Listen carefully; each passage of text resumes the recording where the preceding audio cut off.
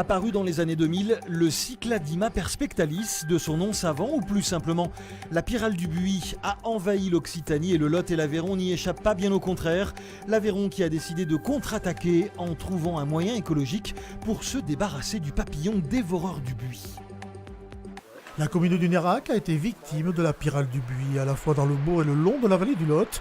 Pour combattre ce fléau, le conseil municipal a décidé d'installer des nids de prédateurs de la pyrale. Au derrière et là derrière, non? Ça serait plus facile de les mettre là. Partenaire privilégié de cette lutte, la Fédération de chasse de l'Aveyron. Les mésanges vont s'attaquer à différents stades de chenilles, qu'elles soient dans les premiers stades ou dans les derniers stades de leur vie. Et les chauves-souris vont essentiellement s'attaquer au papillon, qui est un papillon nocturne, qui ne vole que la nuit. Donc du coup, il y a très peu, quasiment aucun oiseau qui chasse les papillons de nuit. La chauve-souris est le meilleur insecticide naturel des prédateurs nocturnes. La pyrale du buis a été introduite en France dans les années 2000. Venant de Chine, la chenille dévore les feuilles et plus tard le papillon pond des œufs, un cycle qui ravage les buis. Les mésanges bleus, charbonnières et les chauves-souris limitent la reproduction de la pyrale, mais aussi d'autres insectes. Et ça fait un peu coup double, puisque bon, il y a la pyrale, mais il y a aussi la chenille processionnaire qui, par contre, chez nous a été un problème majeur, où tous les pins ont été attaqués. Donc ces prédateurs interviennent à la fois sur la pyrale et la chenille.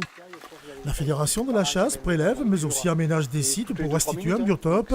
C'est le cas de la protection de ces arbustes.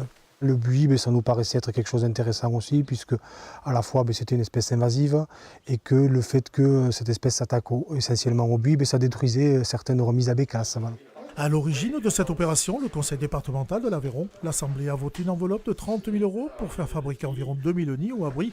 Ces nichoirs sont mis à disposition gratuitement des communes aveyronnaises. On cherche pour elles de les installer en suivant quelques indications. L'idée, c'est effectivement que les communes s'approprient le sujet, à la fois avec leurs employés municipaux, avec les élus, mais aussi avec les écoles et les associations. Et nous comptons donc sur cette mobilisation, puisque l'idée, c'est de donner aux communes des nichoirs, mais aussi d'assurer un suivi dans le temps pour avoir un retour d'expérience et pour juger si effectivement c'est efficace ou pas.